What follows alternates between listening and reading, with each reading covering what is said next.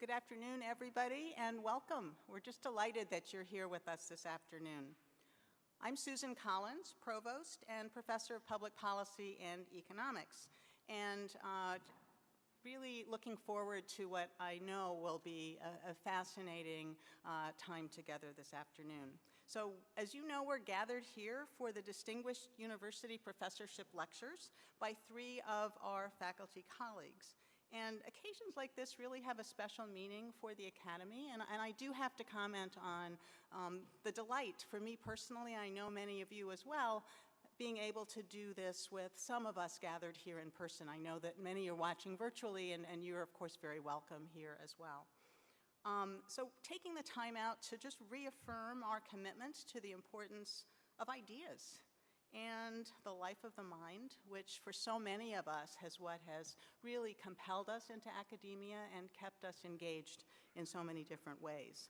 These are foundations for the world of academia, and in some ways our raison d'etre as a university. So it's just wonderful to have this public and celebratory acknowledgement of these values. So today we're particularly proud to be recognizing John Ahanian, Earl Lewis, and Janet Smith. And in doing so, we celebrate the very best of our academic community here at the University of Michigan. So it's a special moment, an opportunity to pause in the really busy lives of scholars and all of us who are gathered here this afternoon from across campus as we honor the intelligence, the curiosity, and the commitment to learning and to ideas and knowledge that, again, are the foundation of the Academy. So our first lecture this afternoon, our first lecturer is Dr. John Ahanian. He's one of the nation's preeminent health services researchers and a champion of health equity. He's a scholar committed to contributing to society in a variety of ways, as I'm sure we'll hear about.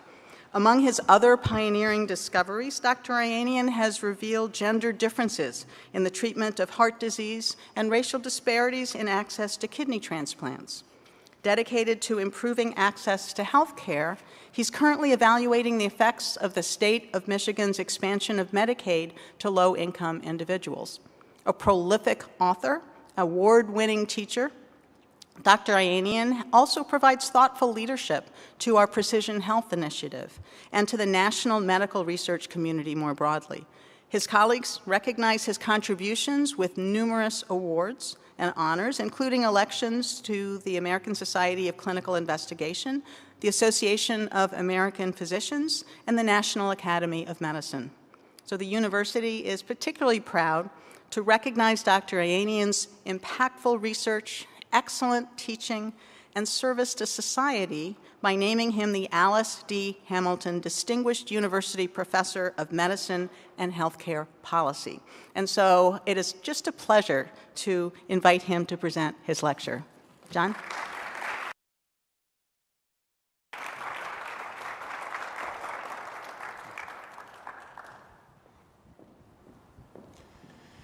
Thank you, Provost Collins, for your introduction, and welcome to everyone joining us this afternoon here at the Michigan League Ballroom, as well as those of you watching the live stream online. I want to share with you my professional journey. The title of my talk is The Quest for Health Equity, and that's really been a unifying theme of my career, going back, as I'll explain to you, back to my undergraduate days about 40 years ago. And so my path to Michigan, just to highlight how I came to be standing before you today, and this week is special for me because it's the 9th anniversary. November 1st of 2012 is when I joined the University of Michigan as the director of the Institute for Healthcare Policy and Innovation.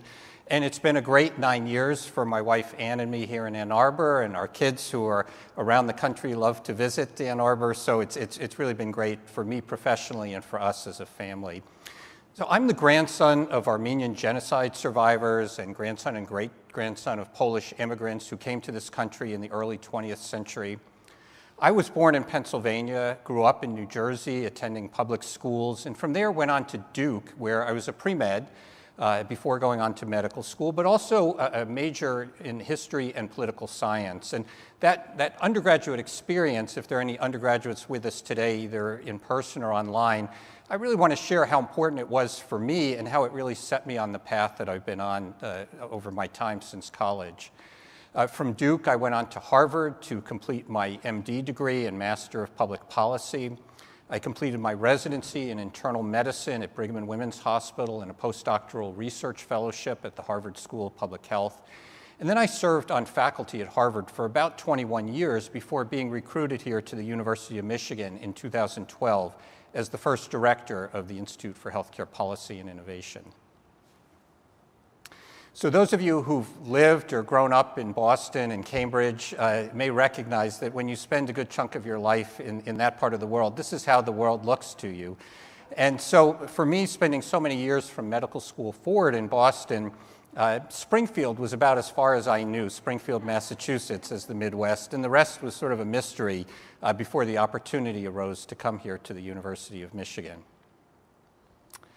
And back in 2012, when I was visiting Michigan, trying to decide whether I would join the university here, our former Massachusetts governor, who actually was born and grew up in Michigan, Mitt Romney, was campaigning for president here in Michigan. And he commented, "I love being in Michigan. Everything seems right. The trees are the right height. The grass is the right color. It just feels right." So that was the kind of guidance that really helped me to decide it was time to move from Massachusetts to Michigan. And so I've been privileged to have the opportunity to lead a great community of researchers and learners, faculty members at the Institute for Healthcare Policy and Innovation. Our mission is to improve the quality, safety, equity, and affordability of healthcare. We do that through promoting collaboration to produce better evidence that policymakers can then use to create impact in the public and private sector to improve healthcare and improve health. We've grown from about 300 faculty back in 2012 to nearly 700 faculty this year. And it's really been a great experience for me working with this talented interdisciplinary community, both our faculty members as well as our staff and our learners, the students and fellows that work with us, to create this new community that our Board of Regents launched back in 2011. So now that I've been here for 9 years, I have a much broader view of the world, a Michigan view of the world, and not that narrow Bostonian's view that I had before coming to Michigan.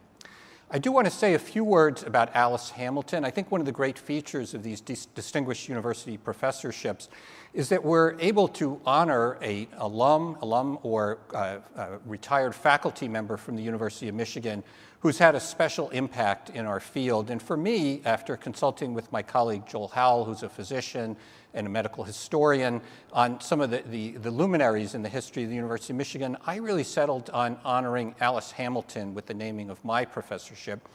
Dr. Hamilton was one of the early women to graduate from the University of Michigan Medical School back in 1893. And she's really known as a pioneer in the field of industrial medicine and occupational health, essentially bridging the fields of medicine and public health, which is a big part of what we do at the Institute for Healthcare Policy and Innovation, and then bringing in colleagues from across the Ann Arbor campus, other schools, as well as the Dearborn and Flint campuses. And there's also, not only was Dr. Hamilton bridging medicine and public health in her career as one of the founders of the field of industrial medicine, but she also bridges Michigan and Harvard as an important part of my career. And I discovered 2 years ago when I was back lecturing at the Harvard School of Public Health that there's actually a bust in the lobby of the Chan Public Health School at Harvard honoring Professor Hamilton. And that's because she was the first woman appointed to the Harvard faculty a little over a century ago, back in 1919. Her appointment was featured in the New York Times that week. But she did face 3 important barriers that I think we've made some progress from since the time of her appointment. First, she was not allowed into the faculty club at Harvard. She was not allowed to march in commencement. And she was not given any football tickets as a faculty member. And that was very important as a contrast with my experience when I was in the final stages of deciding to come here to the University of Michigan and thinking if everything was set to accept the offer. And my wife, Ann, who's here today, suggested, why don't you see if we can get tickets to the big house? That would be great. And Michigan came through. So I'd like to say, Michigan's on the right side here. And we've enjoyed many Saturdays, like many of you, at the big house. So to tell you a little bit about my passions in health policy research, I've, in my career, focused on the effects of race, ethnicity, gender, and insurance program called the Program on Race and Society. And that program launched in 1981. I was a senior in college at the time. I served as one of the resident advisors living in the dorm with the 30 students, freshmen and sophomore students participating in this program and trying to take a new understanding, develop a new understanding through living and learning together of what race means in our society. At that time, I also completed an undergraduate thesis on black health in segregated Durham in the first 40 years of the 20th century. And in many ways, those experiences that I had as an undergraduate shaped the course of my career in the years since then. When I look back on the field of healthcare disparities research, I really see it developing over the past 35 or 40 years in three distinct stages. When I entered this field in the late 1980s and early 1990s, we were really trying to understand the scope and the magnitude of the problem. Where did disparities exist? For which racial and ethnic groups? In which clinical conditions or parts of the country? That led to an important second phase, which was understanding what are the mediators of these differences? Why do they arise? And what effect do they have on health outcomes? And that led to the third phase that I think we're very much actively engaged in now, and I expect will be for the next decade and longer, is now that we understand the extent of health disparities and why they arise and why they matter in terms of outcomes, what can we do to develop effective interventions in both the policy world and in clinical practice that help to reduce and ultimately eliminate healthcare disparities? I also think about a conceptual model of healthcare disparities that I outlined here in a review article a number of years ago, and that is when we think about patients and their individual characteristics such as race, ethnicity, gender, and insurance coverage, those certainly have an influence on the quality of care they receive, as well as a direct influence on the outcomes of their health, particularly related to their lifelong experiences. And those are determined by the communities in which they live, structural factors, what we now come to understand as structural racism, as well as health system factors. What access do they have to physicians and hospitals and healthcare organizations that also determine the quality of care they receive and the outcomes that they experience. When I was beginning work in this field, I was really gratified that some of the early research that I did could contribute to two important national reports produced by the Institute of Medicine, now known as the National Academy of Medicine. The first of these was back in 2001, known as Crossing the Quality Chasm. And this report was a landmark report because it was one of the first to say that equitable care should be one of the core aims of our healthcare system. And then 2 years later, the Unequal Treatment Report was released by the Institute of Medicine, and that took the work that colleagues and I had developed and many others around the country, over 100 studies at the time, that really documented the magnitude of disparities that we had in our healthcare system, particularly by race and ethnicity, and why this was such an important problem for our society to address. That Unequal Treatment Report outlined what we often refer to as the 3 Ds of differences, discrimination, and disparity. When we look at health services in our system, we can often have two groups, one getting more services, one getting less, as shown on the left side of this slide. That difference, though, we need to unpack and understand what portion of it's due to clinical need, appropriateness, or well-informed patient preferences, and those would be acceptable reasons for a difference. But where we begin to see a disparity is when we find systemic factors in terms of how our healthcare system is structured and regulated, as well as interpersonal factors of discrimination coming from bias, stereotyping, and uncertainty, that together those structural and interpersonal factors create a disparity which is unacceptable in our healthcare system. So that leads to the current focus in this field on equality and equity, and unfortunately what remains the reality of what we see, which I think is captured in this cartoon. Equality is offering all of our patients or residents of our country the same resources to achieve good health outcomes, independent of their need. Equity, though, is when we tailor the services that we provide, and that includes both healthcare delivery as well as public health and preventive services to the needs of individuals so that they have a chance to achieve equitable health outcomes. And unfortunately, the reality is such that many people start out early in their life way behind others and never catch up.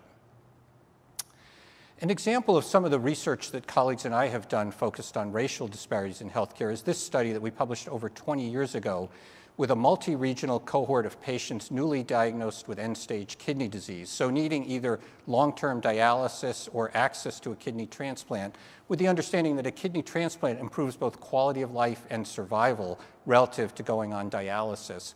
And what we found is that black women and black men, shown in the blue bars, were much less likely than white women and men to be referred for a transplant evaluation or placed on a waiting list or receive a transplant, even though they were similarly likely to want a transplant, to have a family member willing to donate, and to be interested in receiving a transplant.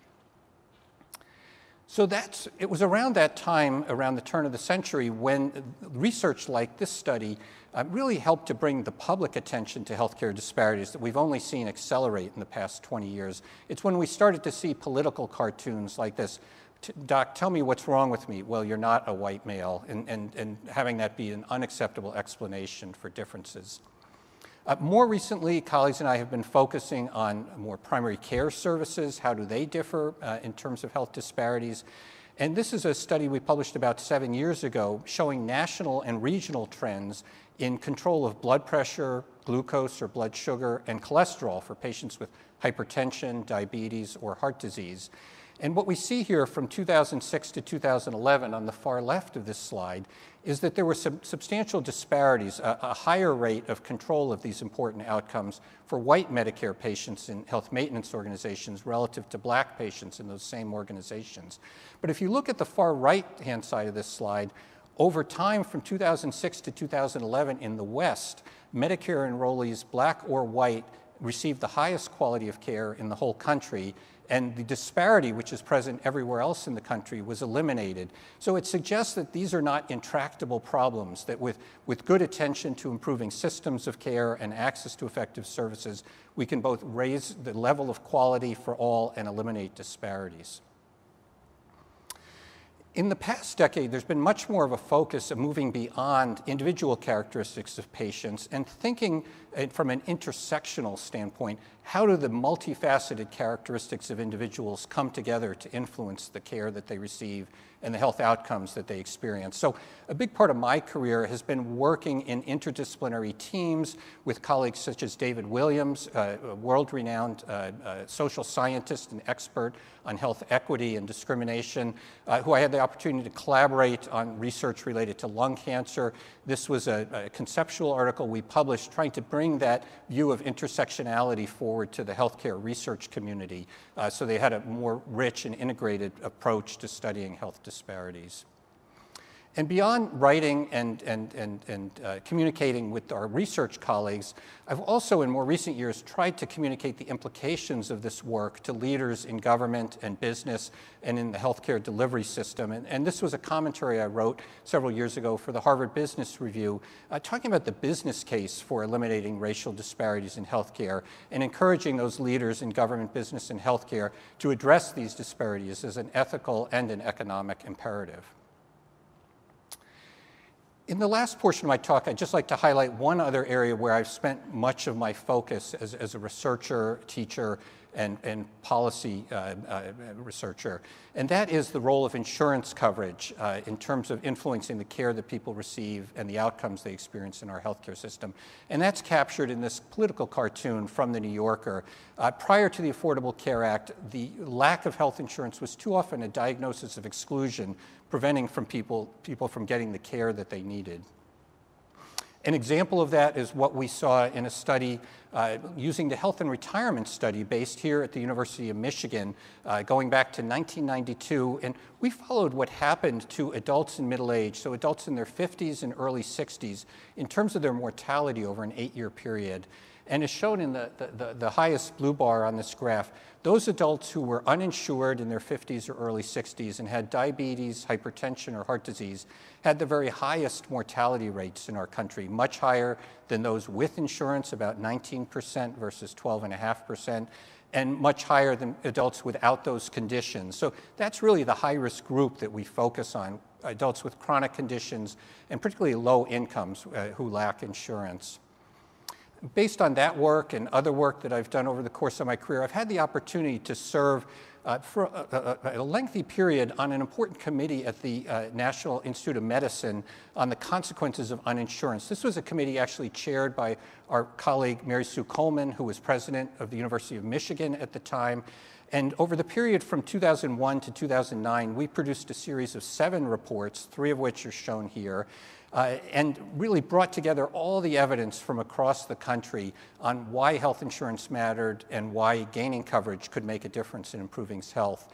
And so when we produced our final report in 2009, I had the opportunity to represent our committee testifying before Congress and the House Ways and Means Committee, just as they were beginning to consider the Affordable Care Act and help to make the case from the scientific community about why health insurance was an important policy issue to address. It was very exciting a year later when President Obama signed the Affordable Care Act in March of 2010. You can see our former Congressman, John Dingell from southeastern Michigan, sitting there with President Obama, and the rest of congressional leaders also on that occasion.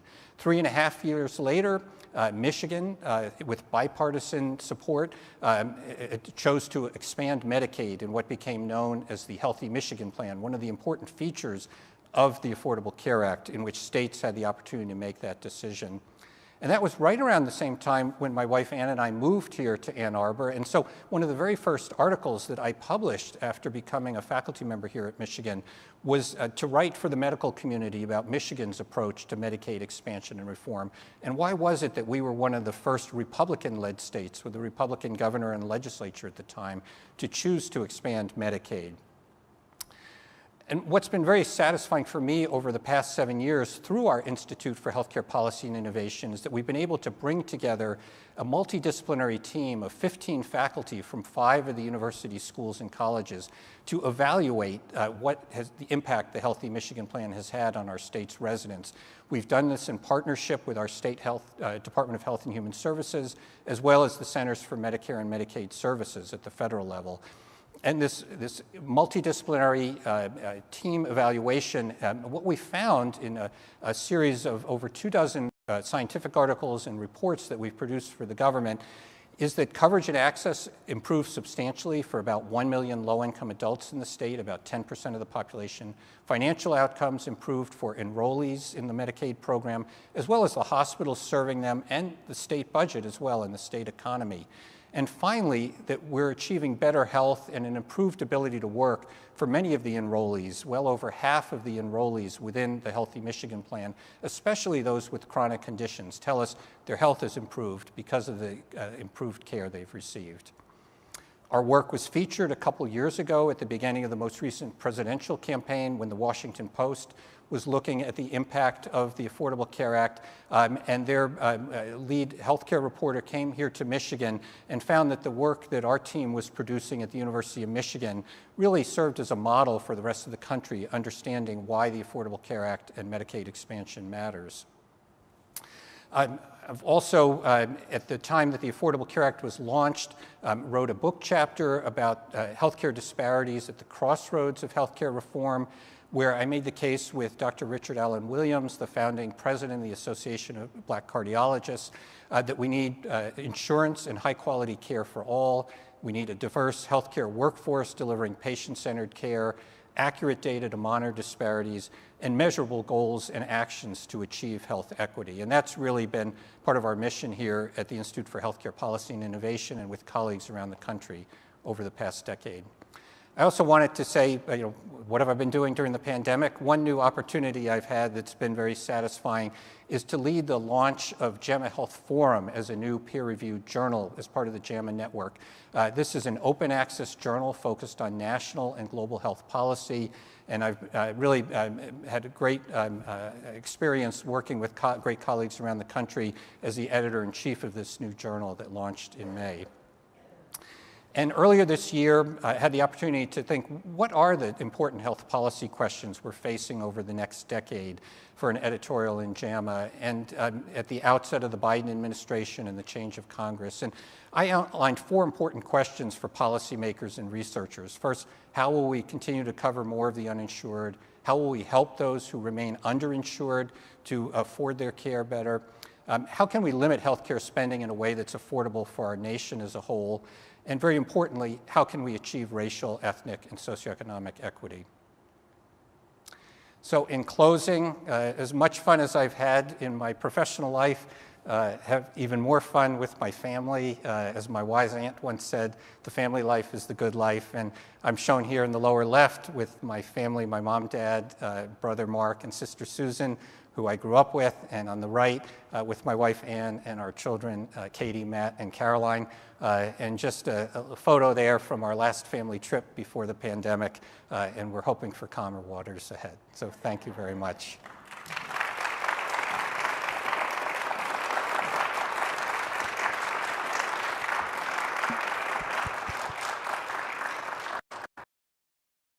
Wonderful lecture, Professor Ahanian. I'm Mike Solomon, Dean of the Graduate School. I'll be moderating questions today, and we're able to have questions now.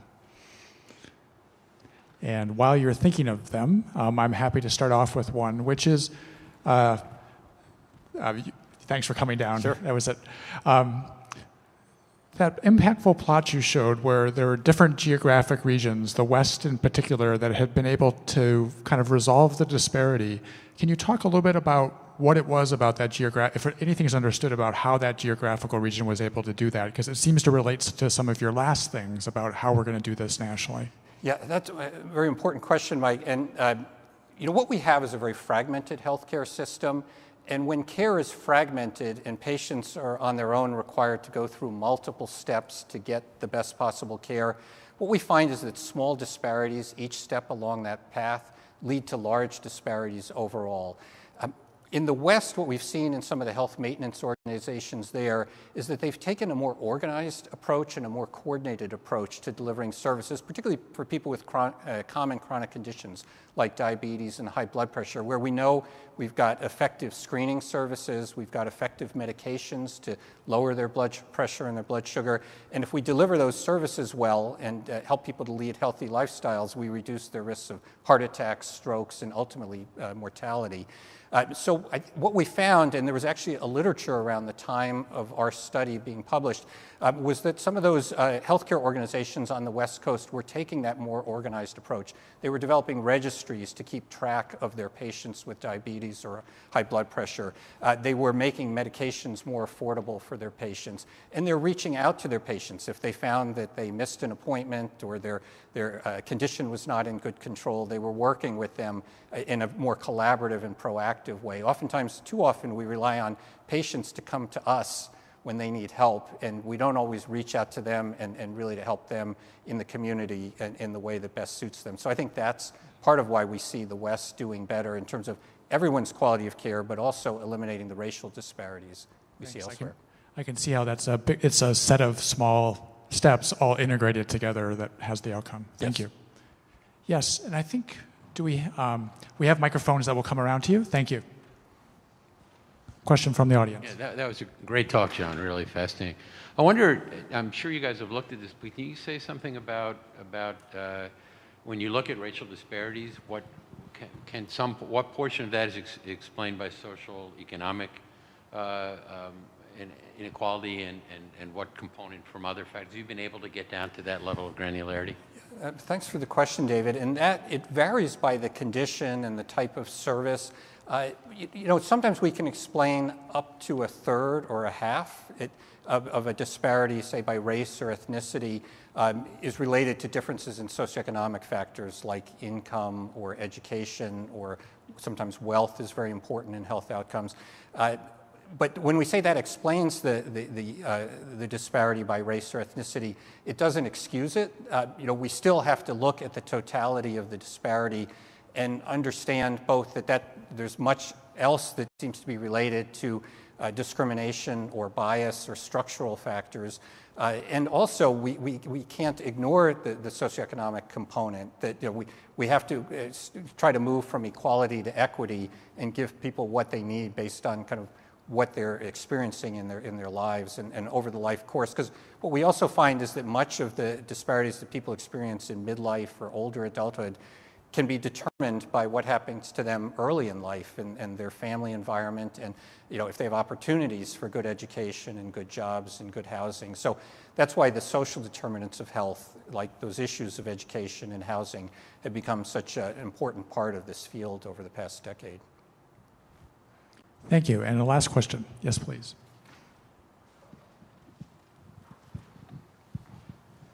Your final, excuse me, your final slides, 4 bullet points. The first 2 seem in direct opposition to the final 2. I would say not necessarily. Just to review, the first 2 were how do we cover more of the uninsured and help those who are underinsured. We have a very large and expensive healthcare system, and there's a large body of research suggesting that we have waste and higher administrative costs in our healthcare system than most other comparable countries and high-income countries around the world. So I think we can deliver more cost-effective care and meet 2 of those first 2 challenges of making care more affordable for a larger portion of the population. And we've actually seen, after about 30 years of healthcare costs for the nation as a whole, rising from less than 10% of our gross domestic product or national economy up to about 17 or 18%. For the past 5 years, it's really held level at 17 to 18%. So we're both covering more people, but not growing the national healthcare budget.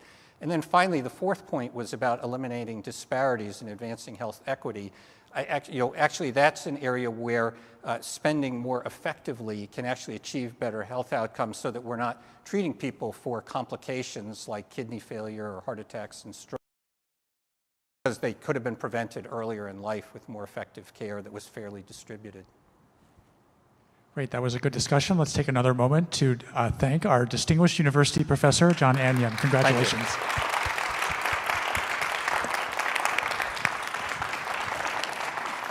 Thank you.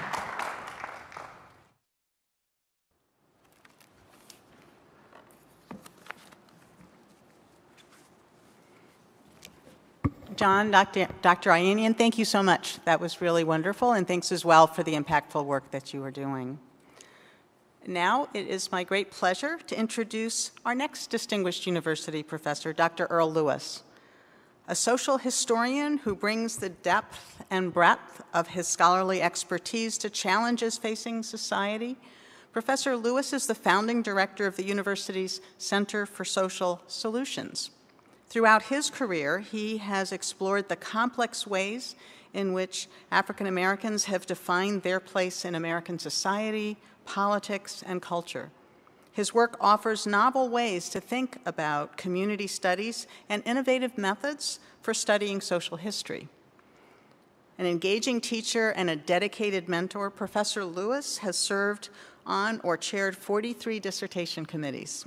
Dr. Lewis is recognized for bringing an inquiring mind and thoughtful approaches to leadership roles in which he has served in a variety of different contexts. As a leader in higher education and in philanthropy, he's dedicated to examining and addressing critical questions that are facing society.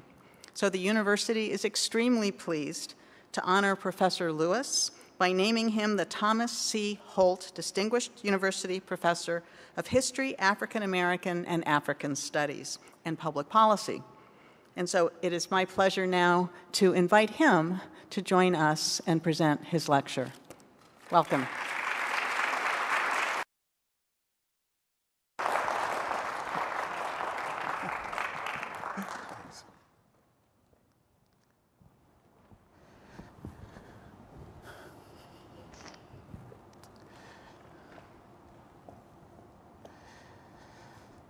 So a little difference in style and presentation. I know if I didn't actually write this down, I would talk for 45 minutes. And so I am a historian and a storyteller by inclination. And so I actually have a script, and will we advance the slides? There we go. Is here. And so good afternoon, everyone. And thank you, Susan, for that gracious introduction. I am honored and humbled by this opportunity to briefly reflect on a career and a life. Now, this lecture's origins can be traced to a conversation that I had more than 4 decades ago. At the time, Alan Spear, a faculty member in history at the University of Minnesota, said that from his perspective, all scholarship was autobiographical. I was one of Alan's TAs, and he encouraged me to read the acknowledgments, the introductions, and the conclusions to the books assigned in graduate school, and to try to ascertain in what ways the works reflected the authors' lives. Alan was one of the pioneers of the ghetto thesis in African American urban history. And by the time I met him, he was the first openly gay man to have run for and been elected to the Minnesota State Senate. And while my own work would go on to critique the ghetto school and all that followed from it, Alan proved an important interlocutor during my graduate years and a valued member of my dissertation committee. But it is his comments about the autobiographical nature of the work we undertake that have stayed with me these 4 decades. So I will treat you to the factors that influence the work I've undertaken and completed. To do so, I want to take you on a brief journey covering questions about power, identity, and race. To adequately understand my interests and preoccupations, you need to know something about the world I entered. My father, Earl Sr., and my mother, Virginia, married in Norfolk, Virginia in 1954. My father had served in World War II, survived an explosion that left him with a 50% disability, and landed a job in the federal building downtown as a custodian. My mother had meanwhile finished St. Augustine College in Raleigh, North Carolina, with a BA degree, thus becoming the first college graduate in her family. In post-war Virginia, they not only married, they purchased a modest home in an all-black neighborhood with a yard, indoor plumbing, and other features of a working middle-class existence. I arrived on Tuesday, November the 15th, and my brother, Rudy, came less than 2 years later, September 1st, 1957. A decade had passed since the end of World War II by the time I arrived, and the country struggled over the continued efficacy of racial segregation and subjugation in a decolonizing world. The year before my birth, the U.S. Supreme Court ruled separate but equal education unconstitutional in Brown v. Board. It will follow that decision soon after my birth with the instruction for the nation to desegregate with all deliberate speed in Brown 2. All deliberate speed, for me and my classmates, proved the most ironic sequence of words in the history of American jurisprudence. In our early years, we witnessed massive resistance, interposition, and a range of delaying tactics that laid bare the inadequacies of America's pledge of liberty and justice for all. Throughout kindergarten, elementary school, junior high school, and the first years of high school, segregation prevailed. The calendar turned on the 1970s before Virginia's municipalities began to mix black and white teachers, black and white students. My mom was among the initial cohort of black teachers to desegregate previously all-white schools. My father, meanwhile, and John didn't know about this, my father, meanwhile, had been dead for nearly a decade when schools universally desegregated. 5 years after my birth, his kidneys failed. The hospitals remained segregated, and the dialysis machine was not yet perfected. He died a few days before my 6th birthday in 1961. The shift from desegregation was emotionally bruising. My mom, for example, openly cried when she received her annual notice of reemployment because this time it included reassignment from all-black Crestwood Elementary to all-white Sparrow Road. Though I never cried, my foray into the desegregated South proved equally jarring, more so than my subsequent move to Minnesota. After years of agitation, the federal courts finally decided that all deliberate speed's time had come by the beginning of the 1971-72 academic year, or 16 years after Brown 2. 3 things stood out about my reassignment to Indian River High School that year. First, someone carefully ensured that black kids although 45% of the student body received an education as subordinates. When I entered advanced biology with a teacher who seemed incapable of mastering the word Negro, it always came out as Negro. The 30-plus students included only 3 black students. I was one, and my longtime classmates, Valerie and Cheryl, the others. Incidentally, 2 of the 3 of us went on to earn PhDs. That first day, I kept looking around for the rest of my intellectually curious, highly capable friends, but they never showed. They had been excluded. Why, I wondered. Second, the ability to control the flow of information and knowledge dictated, though, whose experiences counted. I came to see it wasn't just about the numbers. That same year, I took a geometry course from Mrs. Overby. The class was evenly mixed racially. As a sophomore, I sat among juniors and seniors, anxious about passing the course. One day, out of context and bewilderingly off topic, Mrs. Overby decided to regale us with stories about the good old days on the plantation. No balder display of power and race have I encountered than I did that day in my native Virginia. Third, I was part of a transitional generation, the cohort that experienced mostly segregated schooling in the South, but also endured the early and somewhat tense years of desegregation. Throughout those transitional years, some of us told ourselves that given the opportunity to compete, we would, and we would do so successfully. My brother, who just retired as the vice president at Raytheon Technologies after a similar position at ITT, and I defied probabilities. By American standards, we made it. We would come to have careers, influence, income, and wealth.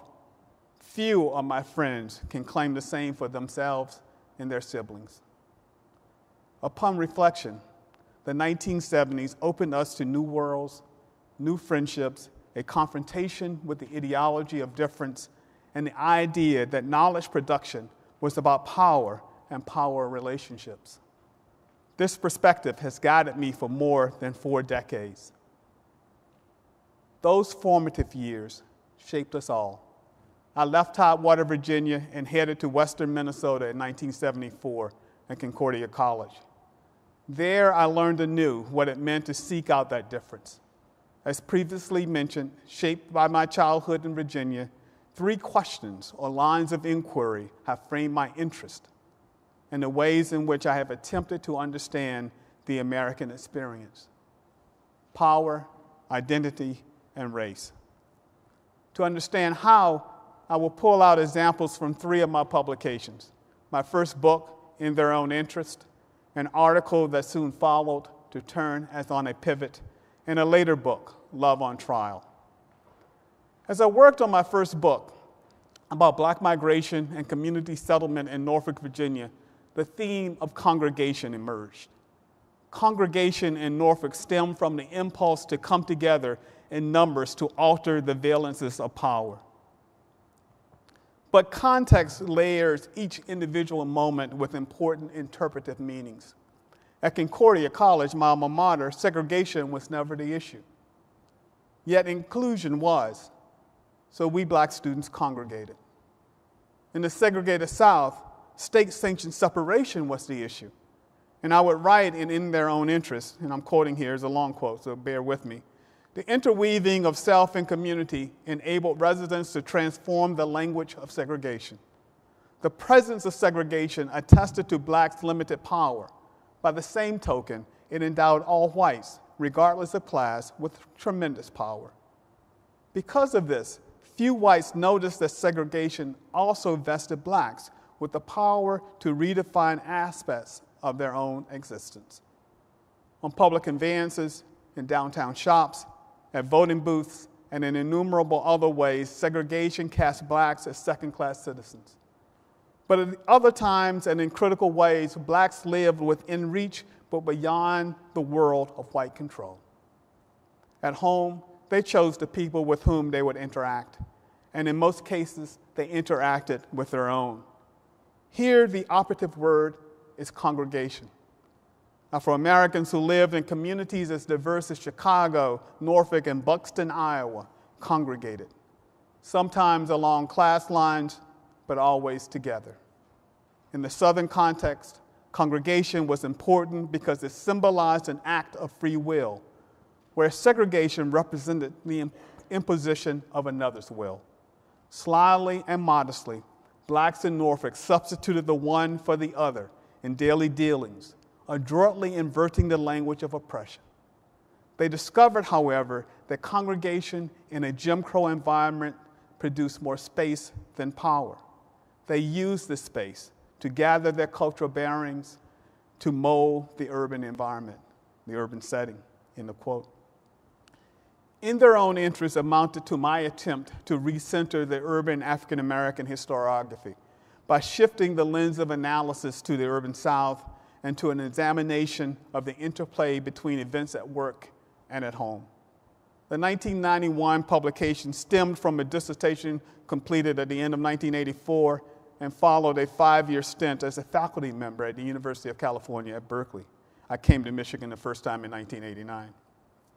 While the study addressed a number of questions from class, migration, gender dynamics, and culture to shifts in the political economy, it failed to address many other questions, especially a theoretical explication of the meaning of race.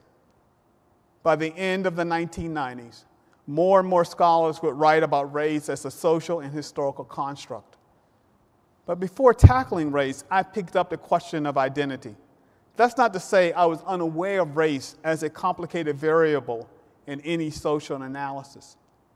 It was difficult to study community formation without chronicling the ways in which race, space, and power flatten profound differences among people, always in the process of becoming their mature selves. But throughout my undergraduate and graduate studies and well into my early academic years, an interest in the relationship between the self and the community emerged, reflecting in some ways no doubt my double undergraduate major in history and psychology. In an essay published in 1995, To Turn Is on a Pivot, which was ostensibly about the making of the African diaspora, I wrote, quote, "The renewed emphasis on race as a social construction should signal the beginnings of a conversation, not its end," end of quote. I suggested that concern with racial construction needed to be paired with a deeper probing of identity formation. For all of the important insights about race this emphasis on construction has generated, we know far less about how race is understood among specific historical actors. Over the years, I labeled my attempt to actually unearth this, the understanding the multi-positional self. I view multi-positionality as more than intersectional, where race appeared in partnership with gender, class, or sexuality. Rather, I was trying to suggest that each human being is one self, with different aspects moving to the foreground or background depending on context. At the time I offered, quoting, "In thinking through the complexities of identity formation, we must consider several factors. The self is constructed in space and time. Consider as well that relational differentials in power maximize the likelihood that certain forms of self dominate at certain times. For instance, what a historical actor may say or do in a beauty salon may not be the same thing he or she would say or do in a church meeting, corporate setting, or in a confrontation with the police. If we are to take race seriously, we must begin in earnest to theorize and historicize how racial identity informs individual identity and how identity formation in turn informs racial construction." I concluded that comment with the observation that identity formation is best understood, quote, "as a complex personal and social calculus in which people simultaneously add, subtract, multiply, and divide aspects of themselves in other than a predetermined manner," end of quote. In books, articles, essays, and commentaries that will follow, that understanding has informed my work as a historian. Perhaps it was on no greater display than in a book I co-authored with Heidi Artizon, then a doctoral student here at the University of Michigan and now a professor at St. Louis University. Love on Trial takes us into the public and private lives of Leonard Rhinelander, scion of a prominent and wealthy white New York City family, and Alice Jones, the second oldest of 3 daughters of a notionally mixed-race couple living in New Rochelle, New York. And yet, while showing the multi-positional self, this story also comes to underscore the dominant place of race in American identity. The story earned national attention after Leonard married Alice and then sued to have the marriage annulled on the grounds that he had not knowingly married a colored woman. What made Alice colored is open to debate. Her mother swore in a deposition that she was British-born and white. Her father swore that his mother was white and a Brit, and that his father was a subject of the British colonies. Her sister Emily married a man who was unquestionably African American, and her marriage certificate, I think we can reasonably say, therefore, listed her as colored or black, and it did. Although other state documents listed her as white. Alice's other sister, Grace, married Albert Footsie Miller, Italian, and her marriage certificate therefore listed her as white. Similarly, Alice's marriage to Leonard earned her a listing as white on the marriage certificate, no matter how the family was known in New Rochelle. And so you get the sense of the state plays a role in here in a very formal ways in defining who belongs in what category. The marriage came during the 1920s, the defining years of Jim Crow or segregation. Knowing black from white was critical to the logic of racial separation. The fact that Alice and her family comfortably walked the racial fault line, refusing to accept binary categories, unnerved large swaths of the nation that read about and talked about the events of the trial. Black, white, American, foreign, rich, poor, all surfaced during the trial. But the one that counted the most had to do with race and one's ability to see race on the body. Perhaps no moment in 20th century courtroom drama rivaled the moment that Alice's attorney had her stand on the witness stand and bare her skin, as if to insist that race is indeed written on the body, and that Leonard had to have known she was non-white. After all, everyone could see it, couldn't they? We wrote, quote, Leonard Rhinelander's inability to tell black from white represent white America's inability to tell black from white, end of quote. This was a hazard that threatened the foundation of racial separation and Jim Crowism. Much more than a failed romance rested on what Leonard knew and what the jury decided Leonard had to have known. Leonard, and by extension, the all-white, all-male jury's job of discernment was the same that fell to the everyday man. Racial ambiguity had no place in a black and white world. Everyone had to be able to tell the difference. Power, identity, and race have been reoccurring themes for me these last 4 decades because they speak to my sense of American history. It was never as straightforward as I was taught in high school, I learned. And I came to understand that historical actors often challenged conventional understandings of roles, attitudes, places, and expectations. My job as a historian has been to discern what those actors tell us. In some ways, upon reflection, I learned early on to look for the ways people both were shaped by and challenged the circumstances of their lives. In the churches I attended in my youth, in the barbershops and hair salons my family frequented, on the playgrounds and in the classrooms of my childhood, at the dinner table and in the company of peers and elders. This focus, then, has been the autobiographical signature that has interlaced all the work I've undertaken. From the early book on Norfolk to our Center for Social Solutions project on race, history, and reparations. It has informed my life as a dean, as a provost, and as a foundation president. And it has contributed to how I approach the work at the Center for Social Solutions. In closing, I want to thank my many peers, my many colleagues, former students, and collaborators who taught and influenced me along the way. A special shout out to my dear friend and frequent collaborator, Professor Joe William Trotter, Jr. at Carnegie Mellon University, a distinguished historian and an extraordinary friend since we first met in graduate school in 1978. To my friend, colleague, and former University of Michigan faculty member, Tom Holt, himself a very distinguished, now emeritus historian at the University of Chicago, I thank you, Tom, for allowing me to attach your name to my professorship. Thanks to my extraordinary colleagues in the Center for Social Solutions. And thank you to my family for your unwavering support, the ones pictured on your screen and the ones that are not pictured. Finally, I want to thank the University of Michigan for this honor and for this opportunity to speak. And to all of you in attendance, either virtually or in person, thank you for your attention.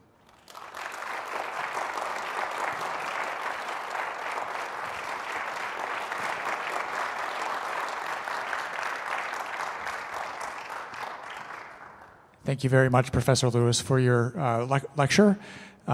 We have time for questions from the audience. I'm happy to begin, and I always ask questions too. So okay, sounds good. It's a true lecture. Yeah. In this concept of congregation, and connection to power, to race, can you talk a little bit about different modes of congregation, and in particular public and private congregation, and how that relates back to these three indexes, and power in particular? Yeah, so when I was actually doing work on the Norfolk book, it was the 1970s, and when I first started thinking about this, and then into the 80s, and the ghetto focus was the major way that people talked about the African-American urban experience. My good friend Joe Trotter, who I referenced, will alter that with his book on Milwaukee and talking about proletarianization and the process of becoming working class. What I was trying to actually argue that at least Joe tied proletarianization to the industrial pursuits in the urban north. That was not true in the South. The majority of African-American urbanites actually lived in the urban South and not in the urban North. And this piece gets lost sometimes in the historiography. And in fact, I would argue there would have been no civil rights movement had there not been an urban South, because it becomes so critical for 50, 60 years of laying the groundwork. But people congregated, though, even in a segregated environment, on fields, on streets, in lots, and you can begin to see this from the pictorial evidence that's left. And you can begin to see people sort of challenging this whole notion that they were sort of second to. But they also congregated in their homes when they would bring people together to strategize. They would congregate in churches where they would organize. And so the fact that we see this congregation in the 1950s, by the time we get to Montgomery and the bus boycott movement, though there are antecedents to that congregation. And so if you look across the urban landscape in the South, you can begin to see the congregating spirit and the congregating strategies of African Americans for the better part of 60, 70, 80 years. Thank you. Just a note that we're also taking questions from those that are online, and those will be passed to us as well. So you're welcome to ask a question if you're online. We have a moment if there's another additional question. Yes, thank you, John. There's a mic coming around to you. That was a great talk. Thank you. Is this on? Okay. With respect to the congregation, I have the impression from things I've read that in the South, the congregation also contributed to a lot of the white resistance to the civil rights movement because people saw it as dangerous. You're absolutely right. Second chapter, that is, in the 1930s and 40s and 50s, sometimes this is viewed as black folks hanging out. But by the 60s and 70s, when it becomes, the 50s and 60s, when it becomes clearly connected to an organizing movement, And people could see that folks would leave that church or they would leave that meeting and then go somewhere else. And indeed, I mean, we go back to Montgomery. King's house was bombed at least once, if not twice, because people realized that those gatherings themselves were gatherings to promote change. And I think that's true. But if you think of the 1930s, and so one of my favorite pieces in the Norfolk book was actually looking at black school teachers, and not only in Norfolk, which was the centerpiece of this effort, but Thurgood Marshall went across the South to try to equalize pay for black and white school teachers. And so what was then the various state association meetings, and so in each state there were separate association meetings for black school teachers. And they would sit there and they would come together and organize. And so the strategy, for instance, over equal pay was part of a coordinated strategy. And if you read the papers of the NAACP, you can actually see the coordinated strategy. But you can also see the other part, where there was pushback, not just from the white community, but anxious black leaders who were worried that there would be retribution if African Americans engaged in certain kind of behavior. And that's there too. In Norfolk, the story is pits P.B. Young, the editor of the black newspaper, the Norfolk Journal and Guide, against Thurgood Marshall in the NAACP. P.B. Young wanted to go slow. Thurgood Marshall had less than choice words in reference to P.B. Young and his actions during that period. And so that congregation created tension in a whole range of communities. Great, thank you for that discussion. Please join me in thanking Distinguished University Professor Earl Lewis. Congratulations. Thank you.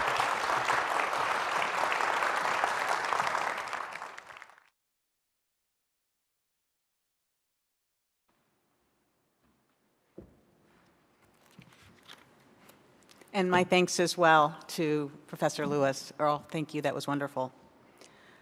I'm now pleased to present our third distinguished university professor and lecturer, Dr. Janet Smith, who is a leading authority on structural biology. In her research, she uses X-ray crystallography to study physiologically important proteins and how they function. Dr. Smith's work has helped to determine the structure of many biosynthetic enzymes and several viral proteins, including those associated with dengue, Zika, and West Nile viruses. Throughout her career, she has coupled a passion for developing new methodologies in structural biology to discovering insights into the biology of macromolecules. Dr. Smith has played an important role in the university's response to the COVID-19 pandemic by advancing development of a test to detect anti-SARS-CoV-2 antibodies. Her career confirms the adage that basic research is the seed corn of societal impact. Professor Smith is an outstanding teacher and a mentor as well as an effective leader, serving in critical roles in the Life Sciences Institute. She has also published more than 200 articles and is an elected member of the National Academy of Sciences. So it is with great pride that the University of Michigan names Dr. Smith the Martha L. Ludwig Distinguished University Professor of Biological Chemistry, and so now it is my great pleasure to welcome her to the podium for her lecture. Janet?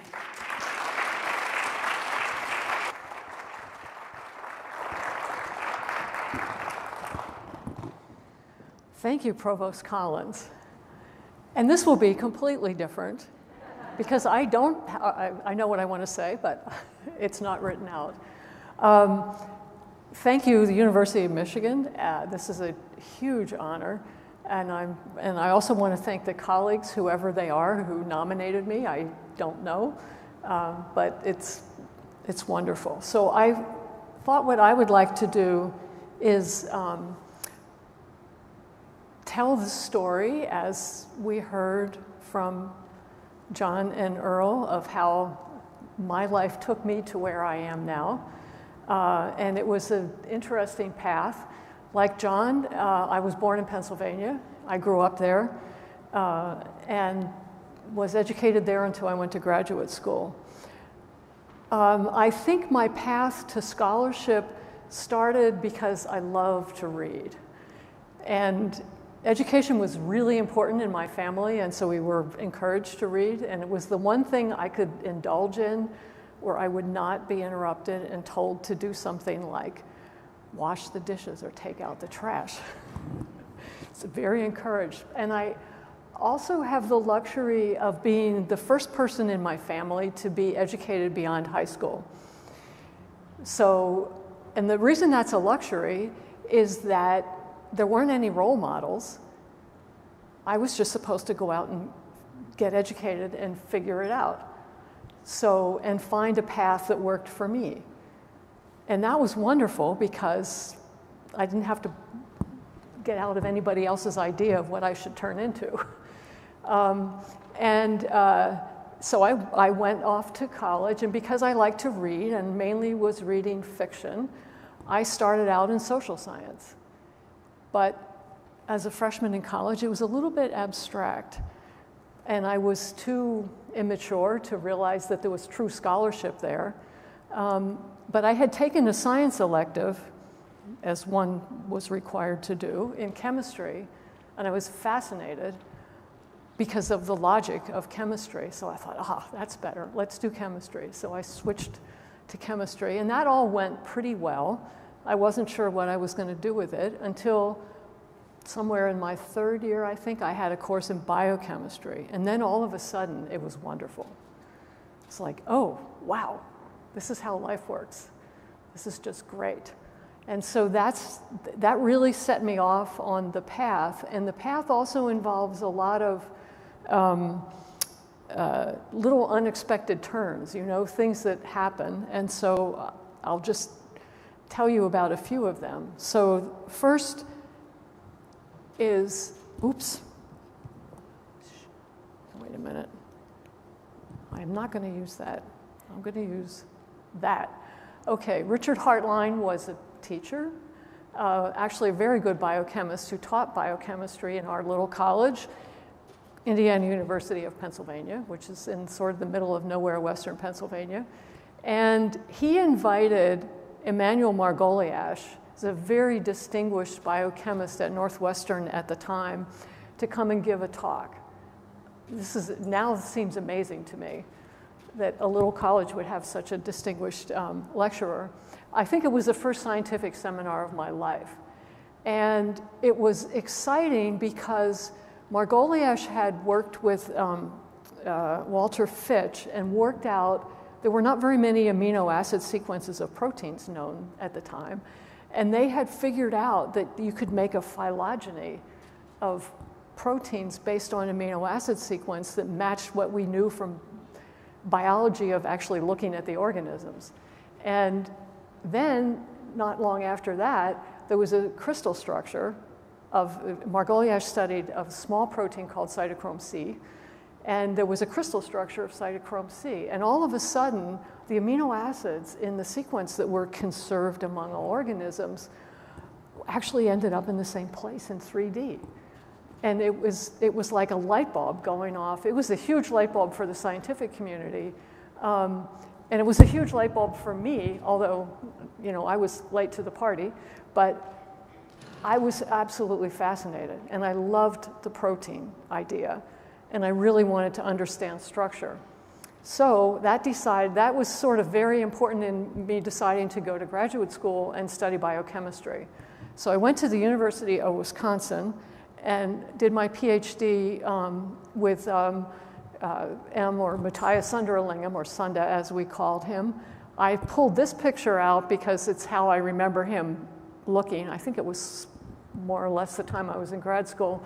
And it happened to be with his own thesis advisor. In his lab, I learned crystallography. I was not working on proteins at the time. But I read, we knew that somehow this amino acid sequence determined how the protein was going to fold up, what it would look like as it functioned in its real native state in biology. But it felt to me like we were this close to knowing what that secret code was, being able to look at the sequence and guess the structure. So, and when I was in grad school, I read every paper that was published on predicting 3D structures straight from sequences. I'm glad I read all those papers, because by the time I was done, I realized that we were nowhere near close to being able to do that. We may have actually gotten there like 6 months ago, but I thought, I better be determining structures experimentally. And so then I went and did a postdoc with Wayne Hendrickson, and of all these people on this slide, he is the only one remaining, and he remains a very good friend. And I learned protein crystallography from Wayne Hendrickson. And one of the things that attracted me to this field, which to you all probably sounds extremely obscure, I will try to explain in this picture. So we make proteins, we get them out of cells very gently and carefully to keep them in their functional state. And then we crystallize them by various ways. We put those crystals in an X-ray beam, and because the crystals are all very ordered, boom, boom, boom, one at a time, just one, not the whole field of them, we get a diffraction pattern that has a lot of little tiny spots on it. We measure the intensities of all those little spots. This particular image is a piece of photographic film. We do much better than that these days. And we can mathematically, from this diffraction data, we can generate an image of the molecule that was in the crystal. And it's the blue wire mesh in this image is what we're looking at. And into that, we build an atomic model of whatever it was that we crystallized. And you can see these yellow, red, and blue atoms that are in there. And on the right is a more simple picture of a larger protein. So thousands and thousands of atoms in the protein, tens of thousands of spots in the diffraction pattern that we have to measure the intensity of. The reason that this is such a super important thing in biology is that the theory that connects this atomic model that we came up with back to the primary data that we measure in our experiment involves no approximations that have any influence on the biological interpretation of the result. And that's really powerful. And that's still true. There are a lot of new and exciting ways to learn protein structure these days, but they don't have this solid connection to theory. So this is really important. So after my postdoc, I got a faculty job. I moved after, it was a long postdoc, there weren't jobs right away. I moved to Purdue University and as an assistant professor of biological science.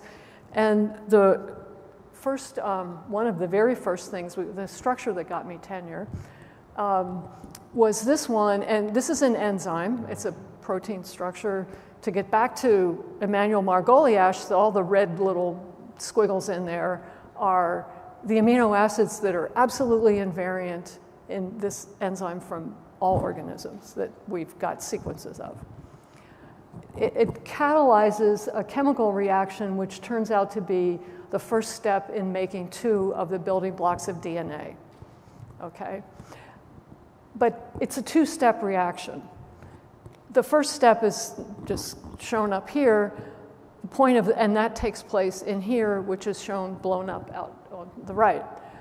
This reaction makes a little, tiny little molecule, NH3. NH3 is ammonia. In the step 2, oh shoot, I did it again. I knew I was going to run into trouble with this thing. Step 2 takes place down here, and this is the reaction, but it's going to consume ammonia, stick a nitrogen on there, that A stands for ammonia, and leave off 2 phosphorus atoms. And then 9 steps later, there's an A base or a G base in DNA building block. But this is all wide open. And we couldn't, well, how does that work? Ammonia's teeny. It can escape. The enzyme is, what's it doing? We know it's not just generating ammonia. We knew that it had to all work together. And what we figured out eventually by doing another structure was that the trigger for making the whole reaction happen, both of these active sites are a little bit discombobulated in this structure. It turns out that this is the key molecule, this thing called PRPP, when it binds down in here, right there, it triggers a conformational change in the protein, and this purple amino acid, which was out here, that whole loop closes in, it slams into that other purple amino acid, which is up here. There they are, and then everything closes up, and it makes a little channel between one active site and the other one for the ammonia to go through and carry out the second reaction. So it was really cool. That was very fun. So that was biology problem number one in my independent career. But in order to do that experiment, we needed special X-rays. So for this part, we needed a very specialized X-ray beam in order to get that initial structure. And at the time, it was really hard to get time at a good X-ray facility, and we ended up having to go to Japan to do the experiment. And that was, it was wonderful, it worked. But it was no way to run a lab as an assistant professor. There was no way I could go off to Japan with 3 people every time I needed to solve another protein structure. So I got, simultaneously, the US was building this X-ray facility called a synchrotron at Argonne National Lab, which is outside Chicago. And I was working with the data from Japan, getting the crystal structure solved. And it wasn't clear that there would ever be any experiments, any facilities set up in this X-ray lab to do any biology. And so it was really important for the community to start advocating to get this organized. And so I got very involved in that because I clearly saw I needed it. And so in this ring, I want you to notice the scale on here. This is 100 meters. That's a centimeter, all the way down to the molecule. So this is almost a kilometer in circumference. And every one of these little wedgie things that you see sticking out on the side, the wedgie thing is actually a lab and an office. Inside the ring is an experiment. It's a multidisciplinary research facility. Physics, material science, fundamental chemistry, et cetera, spectroscopy. And at the beginning, really no money for biology.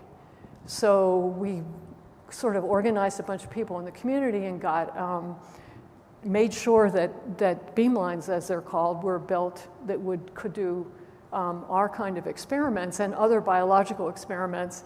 And long story short, right there inside the ring is a facility which is now known as GMCA at APS, is Advanced Photon Source, which is the name of the whole facility. And this is supported by 2 of the institutes at NIH.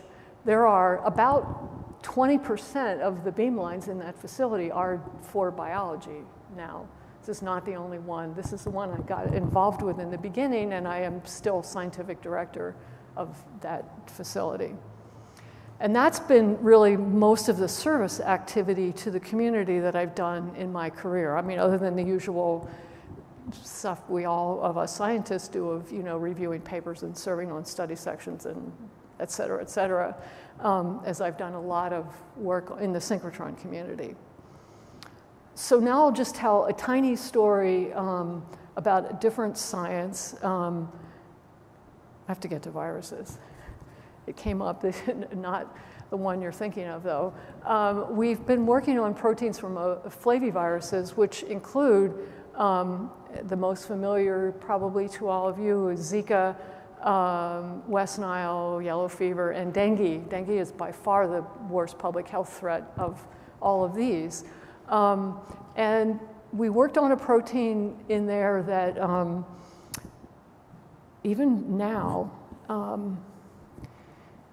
it's amazing. It doesn't appear to be a relative of any other protein that anybody knows about. It's in all the flaviviruses, no other viruses, and not us, which is really surprising. And it is a virulence factor. helps the virus it's essential, but it helps the virus sneak around and hide from our immune system, and also helps it replicate. And so these are some cartoons of the life cycle and what's going on. This double line in here is a membrane inside the cell, and these little two balls are a cartoon of the NS1 structure. It was very hard to study. First of all, people couldn't figure out how to make the protein, and they couldn't come up with a hypothesis of what exactly it was doing because it was dissimilar by sequence to everything else. So we set about trying to discover the structure, and we did. And for this, I have to give a lot of credit to a scientist I work with here in the Center for Structural Biology, Clay Brown, who worked out how to get it out of a cell in an intact and active form. So we solved the structure, and again, very satisfying. It explained a lot of the limited information we had about its function. Did you just flash a time at me? Thank you. Okay. It looks like a cross when it's inside cells. When it comes out, the virus comes out, and it turns out what the protein does, NS1 protein gets secreted from cells, and it travels around the neighborhood and makes it easier for the virus to get into additional cells, the new virus particles to infect additional cells. And it does that this is a fake cell, by busting up membranes. And a lot of what we saw in the structure explained that. So it looks like this when it's bound to a membrane. Three of these things come together to make that hexamer when it's outside of the cell. And we understood that there is this greasy surface that sits on the lipid membrane. So protein is potential vaccine candidate for the dengue virus is the one we really need a vaccine for. It's a possible vaccine candidate, and antibodies to it are potential treatments. And so we collaborated with a lab at Berkeley to do another structure. They had a monoclonal antibody directed against NS1, and we collaborated with them and made a structure of that, and they were studying how the antibody blocks the function of the virus. And I have here's the protein trying to get into a cell, but the antibody, which binds in a funny place, blocks that, and when there's just a short little movie. And this is a case, while this is playing, I'll just, excuse me, say that this kind of work I find extremely satisfying. It's to look at a structure and understand, like, oh, that's how it works. I get it. Or it can't do this, maybe it does that, and then you go off and do another experiment and understand what it does. That is the real joy of science. And one of the best parts of having invested so much time and effort into improving the X-ray sources for my area of science is that we now in biology, and now we're not called crystallography anymore, we're called structural biology. And we used to be a totally retrospective science where we would sort of explain things that people understood. We would explain the details of things that people had understood for a long time. And now we're right there at the beginning, and it's absolutely wonderful. I have a lot of people to thank. My current lab at Michigan, the group at the synchrotron that I interact with, many, many former lab members. I hope I haven't left anybody off. A large number of collaborators over many years. The science I told you about was from Howard Zalkin and Bob Switzer, and then the NS1 story is with Richard Kuhn and Ava Harris. And I also want to say something about Martha Ludwig. As John said, it's wonderful to be able to choose someone to name a distinguished university professorship for. And Martha was the person who recruited me to the University of Michigan in 2005. And she unfortunately only lived 2 years after I got here. But I think she was either the first or she's probably the second woman to be a faculty member running a research lab in my field in the US.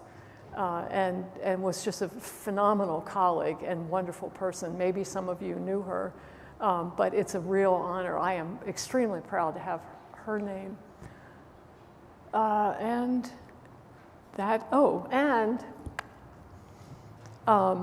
all these years later, I still like to read. I have never stopped reading for fun. Thank you very much.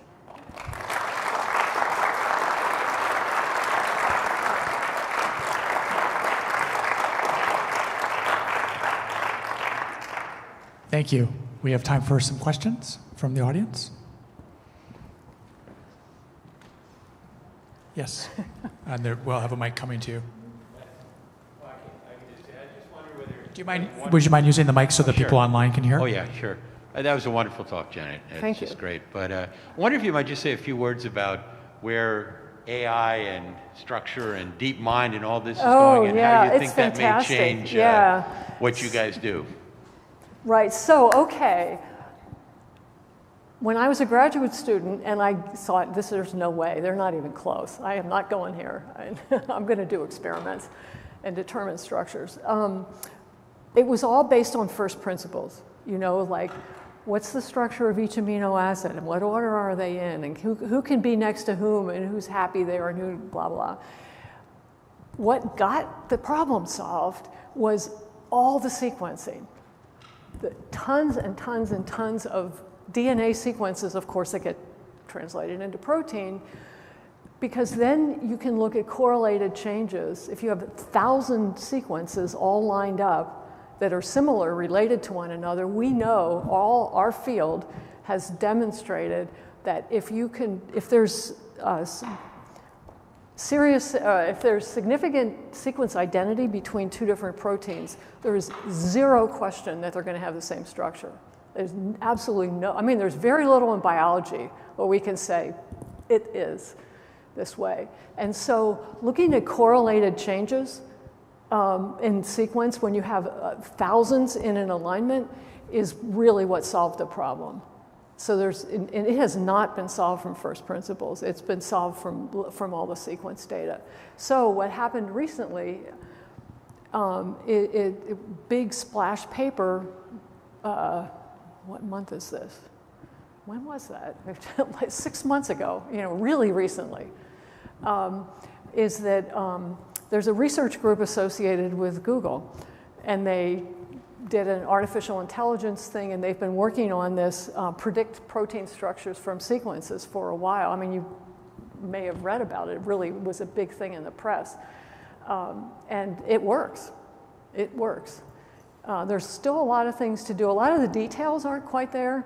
Like if we were going to try to predict where those substrates bind exactly inside of an enzyme, we're not there yet. Or if you have two proteins that are interacting with each other, we're not there yet. We can't predict that. But the fold from the sequence, I think we've got it. And it's very, very important. Yeah, so I don't know what I would decide now. But I do enjoy doing experiments more than I like the computing side. One more question from the audience, and then there's a microphone coming there.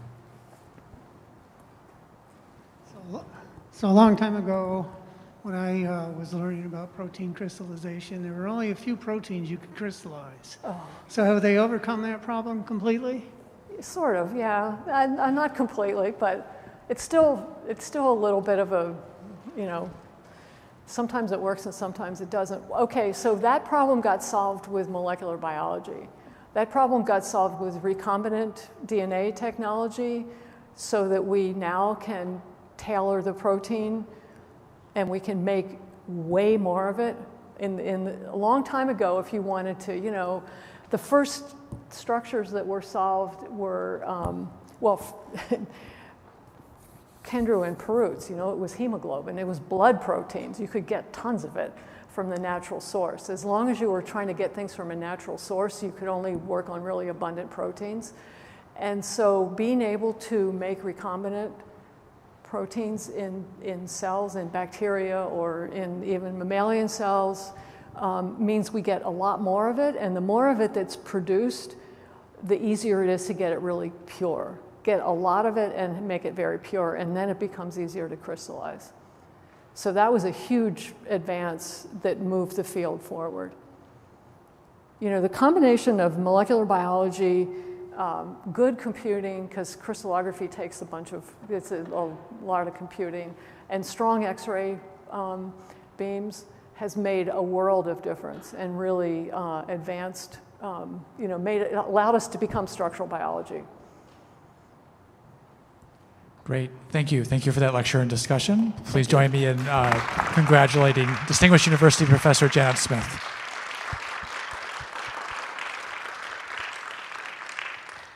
I'd now like to close today's session, and with thanks to those that have attended us here in person and those that attended virtually as well. And just a final round of congratulations to our 3 Distinguished University professors. Okay.